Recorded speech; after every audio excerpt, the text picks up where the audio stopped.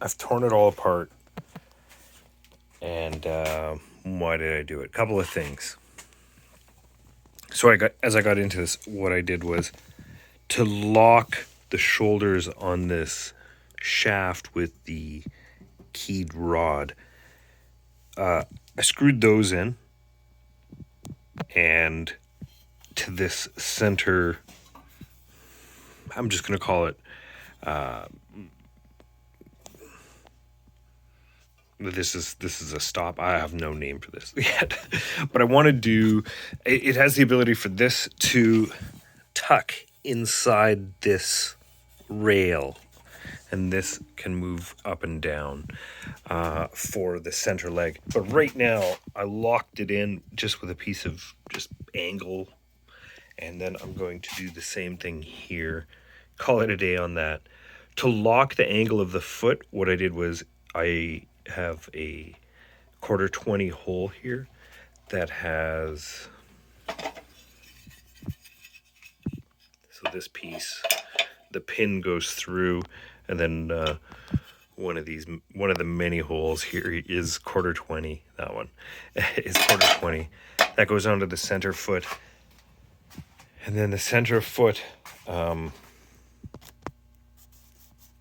toe,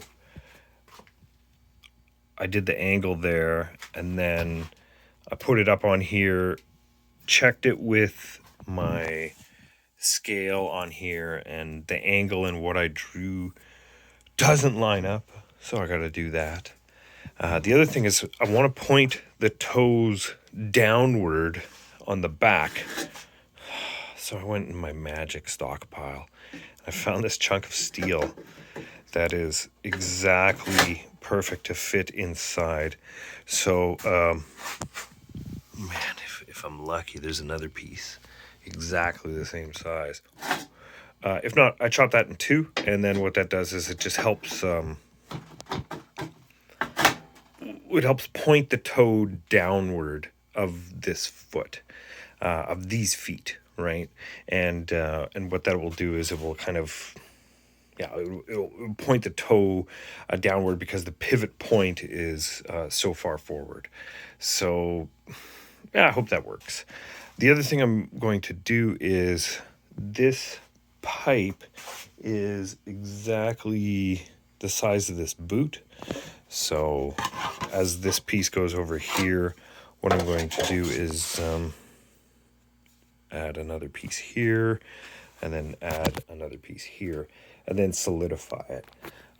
These are the sheet metal from like the aluminum siding. Amazing to cut it out, punch it up, mock it up, bend it. But I'm going to step that up into a different revision.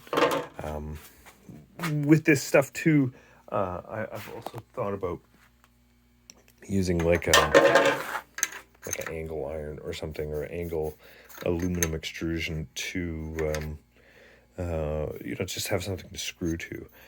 But if I do the bends properly, and this piece kind of comes out, it should be kind of close to looking like a single piece. And then what I have is I have a chunk of HDPE over there that I would like to use as a bumper, because again, like as I've moved it around, you start looking at seeing how the paint comes off and how it gets bumped around. So again, I want to protect this, so having this other angle piece here will do that. And then I've thought about like a plexiglass bottom or something for it. But everything comes off pretty easy. I did a couple of Velcro tabs. Like, I don't have enough time to do these side wings, and I started scratching it up to make it look like Beskar. I don't know exactly how well that's going to work, but at the same time, I'm going to have like a, don't worry, this R2 is it's only 5 months old, so it's got it's a long ways to go. But when you break it down, it's a lot of pieces, and there's way more to come.